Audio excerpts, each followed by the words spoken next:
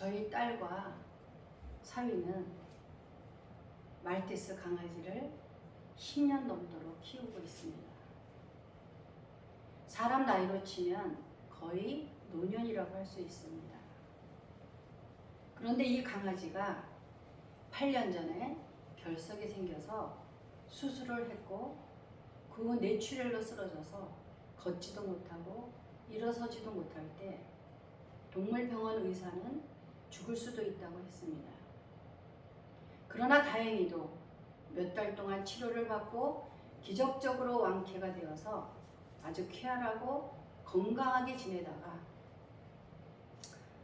이번에 또다시 방광에 결석이 재발하면서 수술을 받고 회복은 되었지만 이 강아지가 잡아먹는 돈이 장난이 아니라는 것입니다. 솔직히 사람이 쓸 돈도 없어 죽겠는데 강아지에게 들어가는 돈을 계산해 보면 과연 이래도 되는 것인가 하는 생각이 들기도 했습니다. 당연히 생명이 있는 동물을 살려야 하지만 물질로 어려움을 겪는 사람들을 생각하면 마음이 불편하고 편치 않은 것이 사실입니다. 요즘은 많은 사람들이 강아지를 반려동물이자 가족처럼 함께 사는 것이 트렌드가 되었습니다.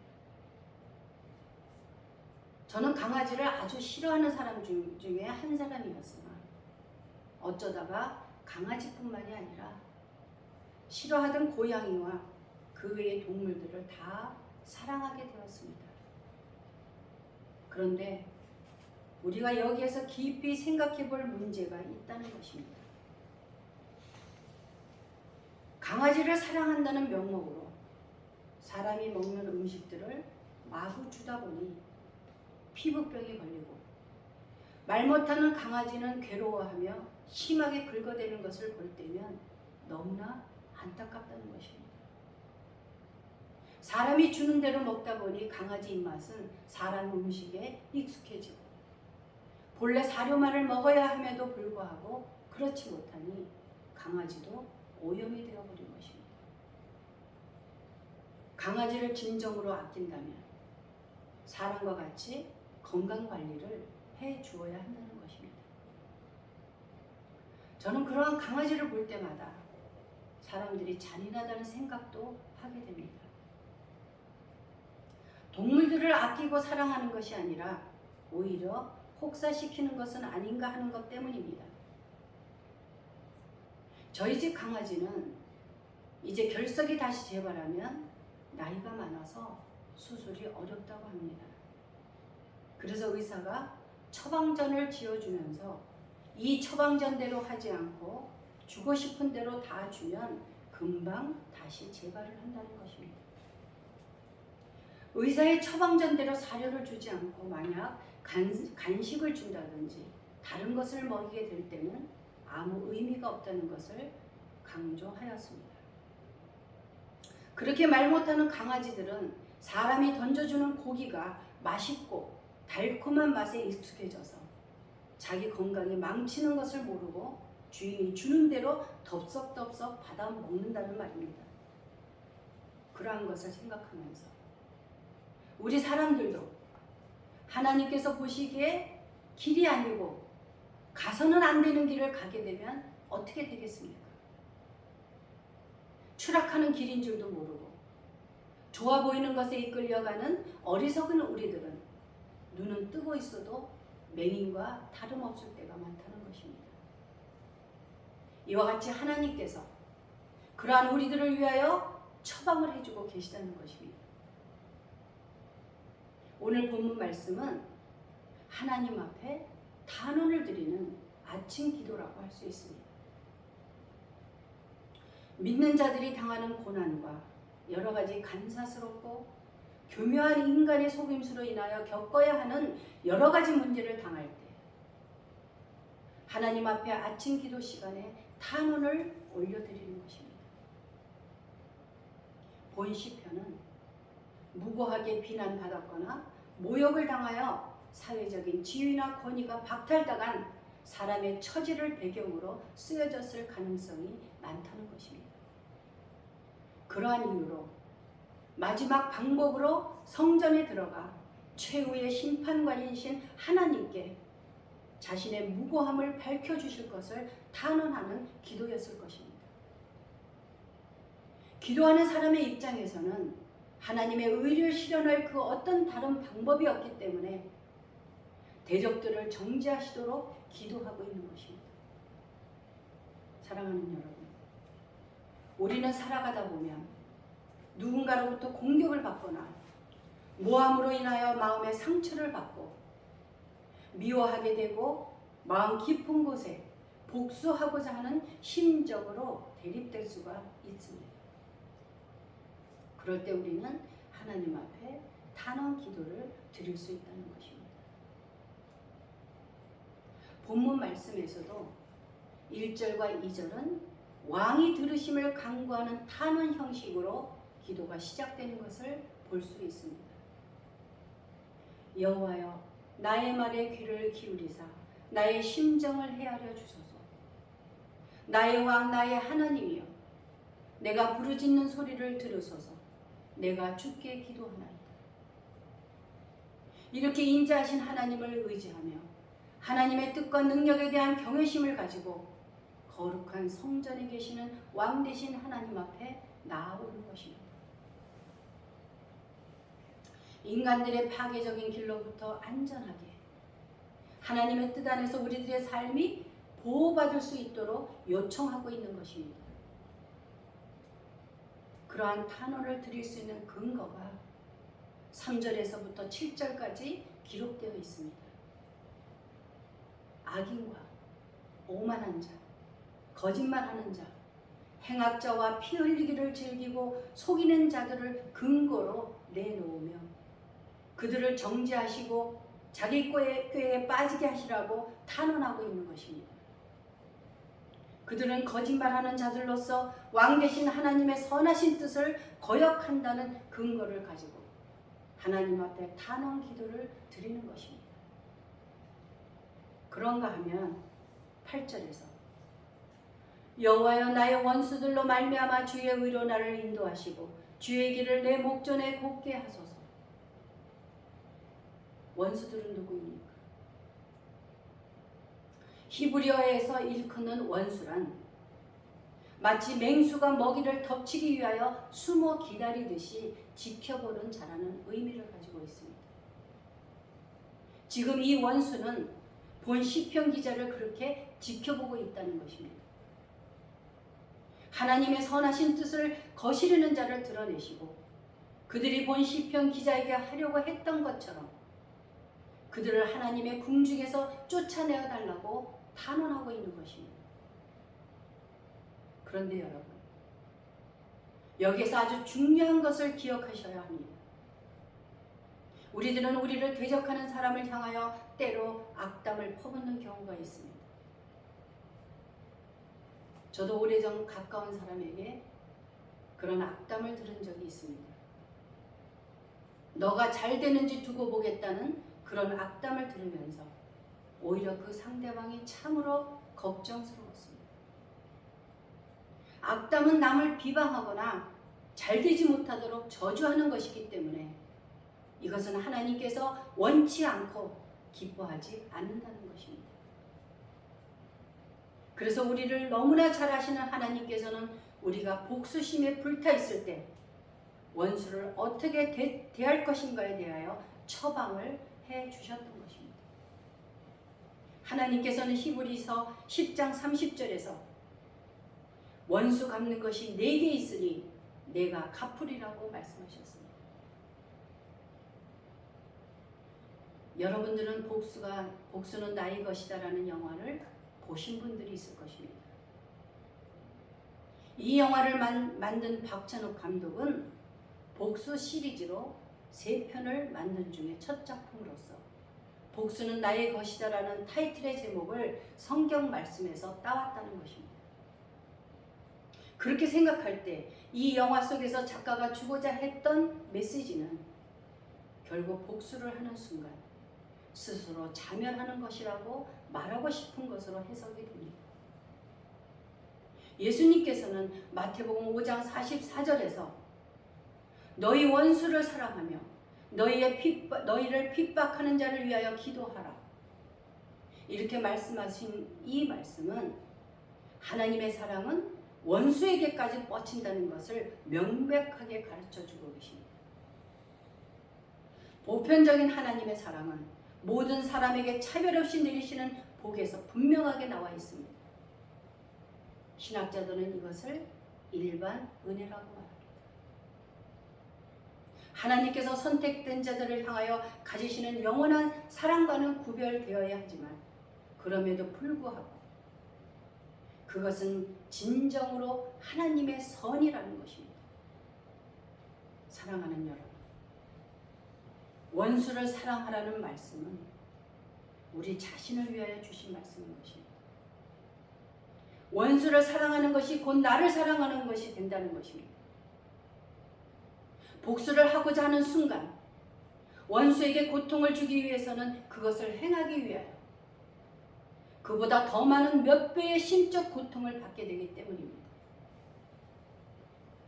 그래서 원수를 사랑하라는 말은 곧 우리 자신을 사랑하라는 말과 같다는 것입니다. 하나님께서는 원수를 심판하시는 당신에게 맡기고 우리에게 평화로운 마음을 가지라고 하는 것입니다.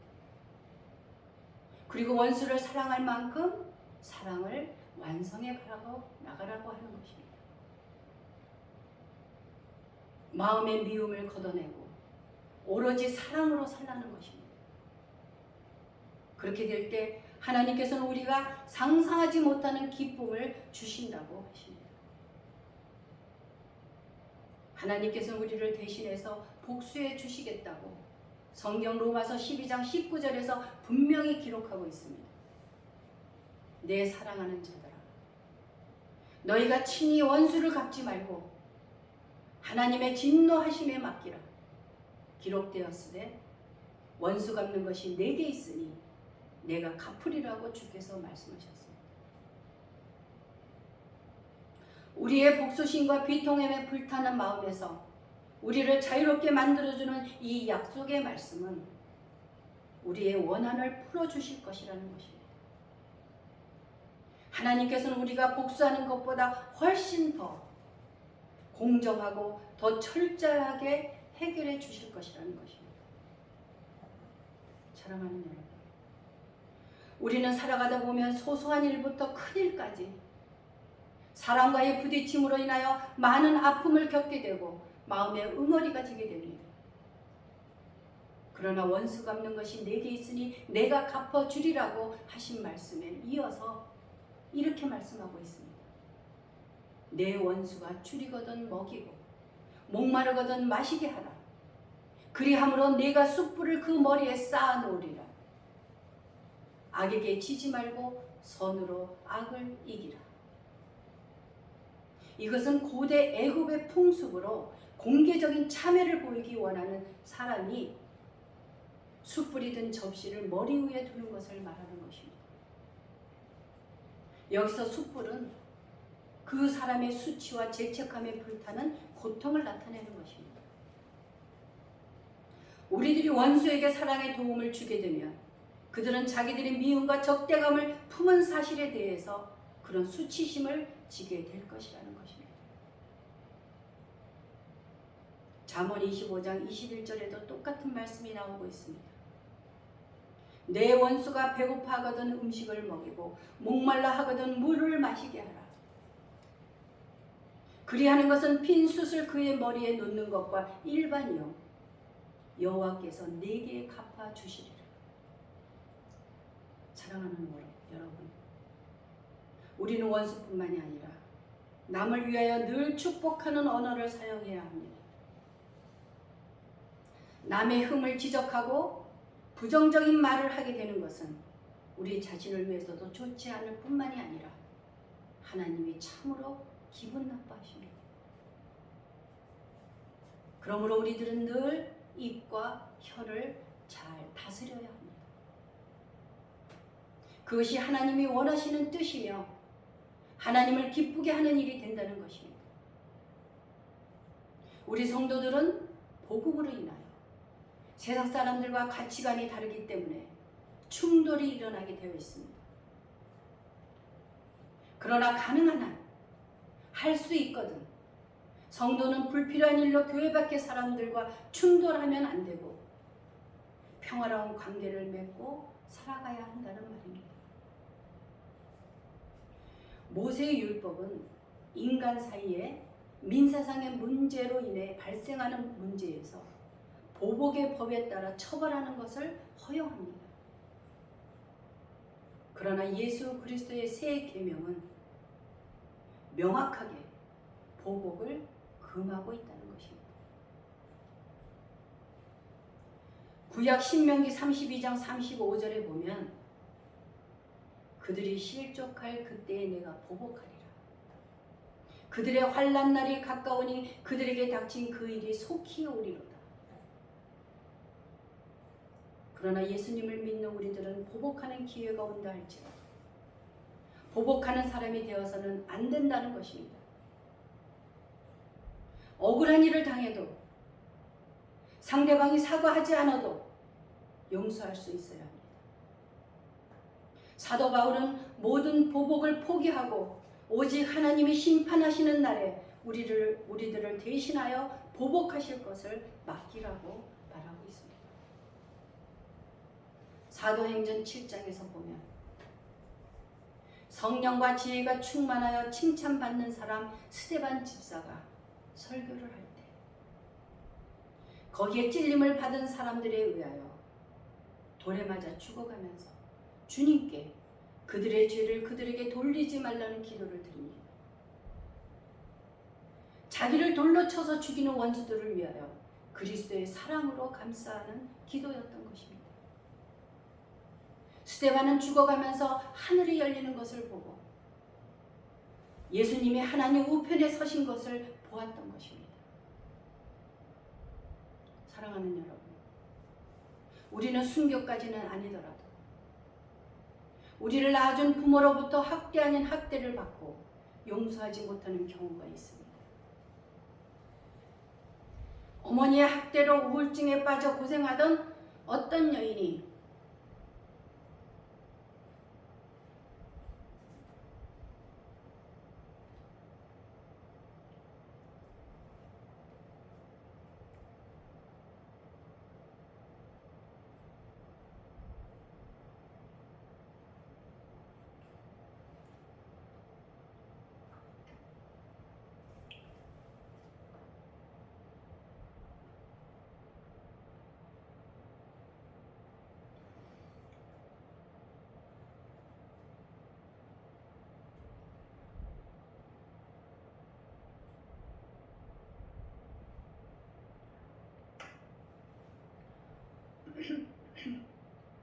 목사님에게 상담을 받게 되었습니다.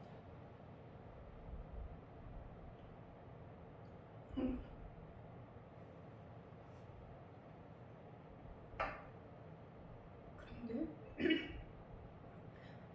상담하며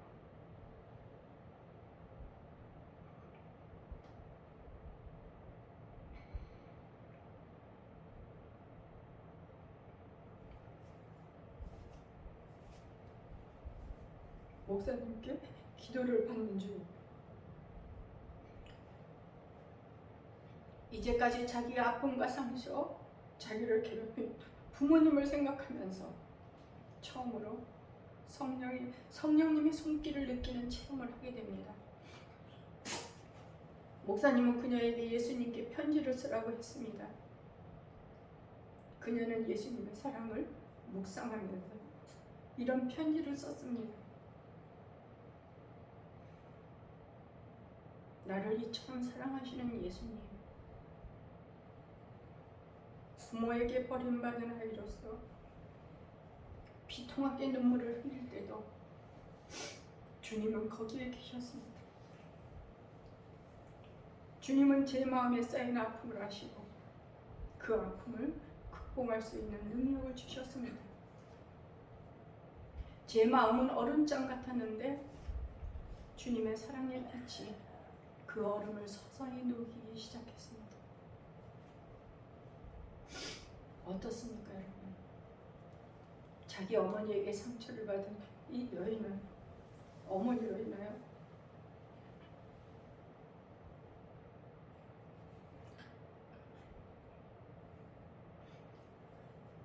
마음에 병이 생기고 평안이 없었던 것입니다.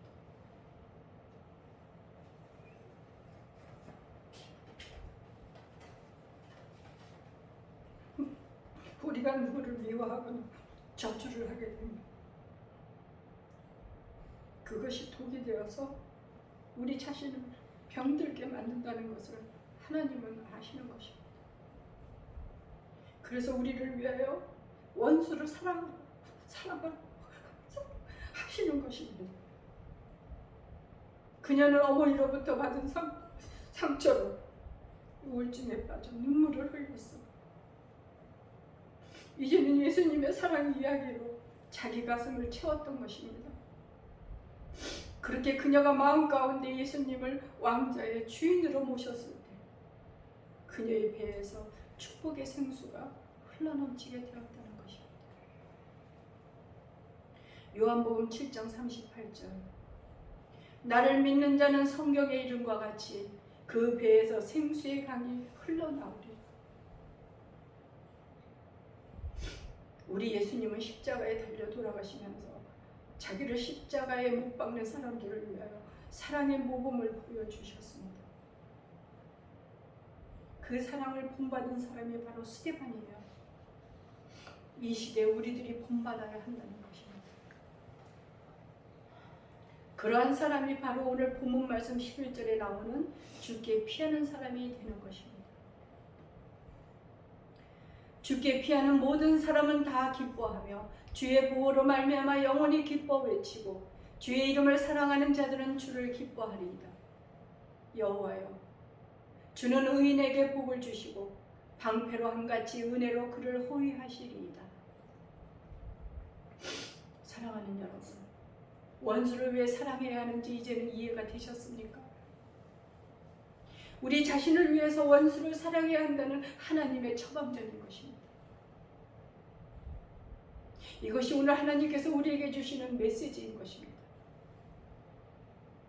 남을 미워하거나 용서하지 못하고 미움으로 복수하고자 하는 것은 바로 우리 자신 스스로 자멸시키는 일이 되는 것입니다. 하나님께서는 분명하게 복수는 나의 것이라고 말씀하십니다.